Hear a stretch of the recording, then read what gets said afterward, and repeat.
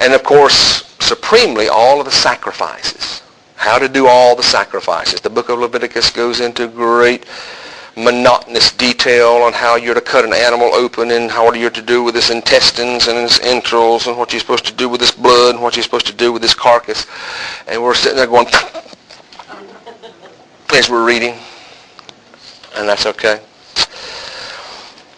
And then you have the moral laws. M-O-R-A-L, moral law, primarily contained in the Ten Commandments, and I'll give you another word in case you ever come across it, you know what it's talking about.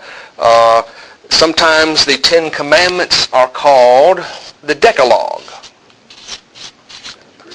It is Greek. Deca is 10 and log is word. 10 words. Decalogue. Now here's what I want to propose to you tonight. You got to think a little bit funkily. Is that a word, funkily? Is that word?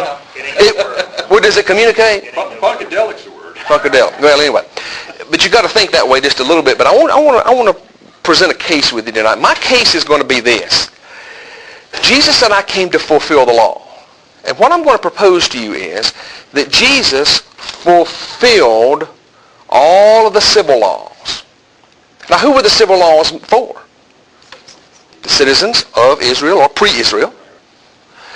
Well, if Jesus fulfilled the civil laws which were meant for the community of Israel, if he fulfilled them, then those laws are no longer binding upon you and me.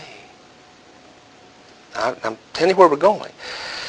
If he fulfilled the ceremonial laws, then those laws are no longer binding upon us. The $64,500 question is, if he fulfilled the moral law, does that mean we don't have to keep the Ten Commandments?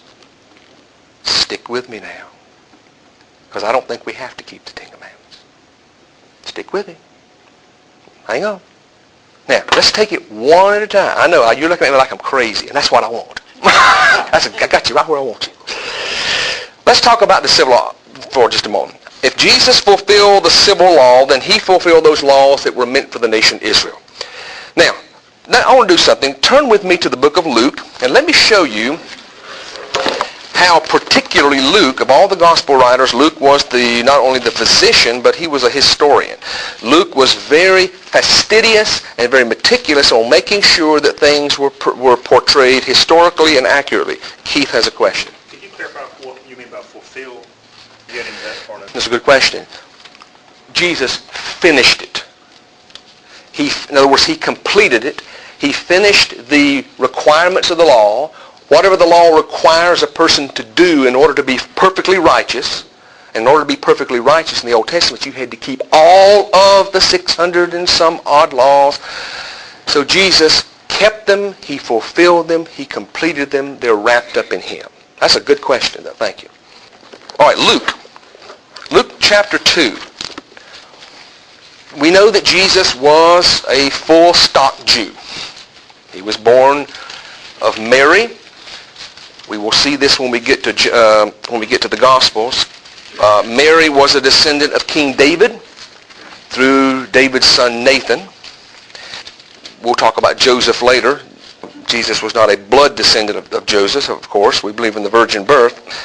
But and Jesus, being Jewish, kept all of the laws of the Jewish people. He went through all of the rituals that the Jewish people went through. Let me show you. Look at Luke chapter 2, verse 21. On the 8th day, when it was time to circumcise him, he was named Jesus, the name the angel had given him before he had been conceived.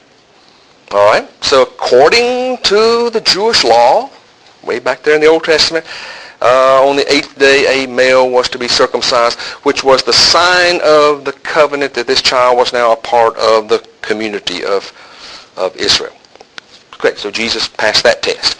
Look at verse 22. When the time of their purification, according to the law of Moses, had been completed, Joseph and Mary took him, Jesus, to Jerusalem to present him to the Lord, as it is written in the law of the Lord. Every firstborn male is to be consecrated to the Lord. So on the 40th day, after his birth.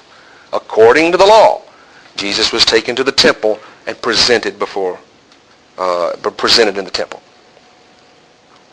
Now look at chapter 2, verse 41. Luke is the only gospel writer who records this.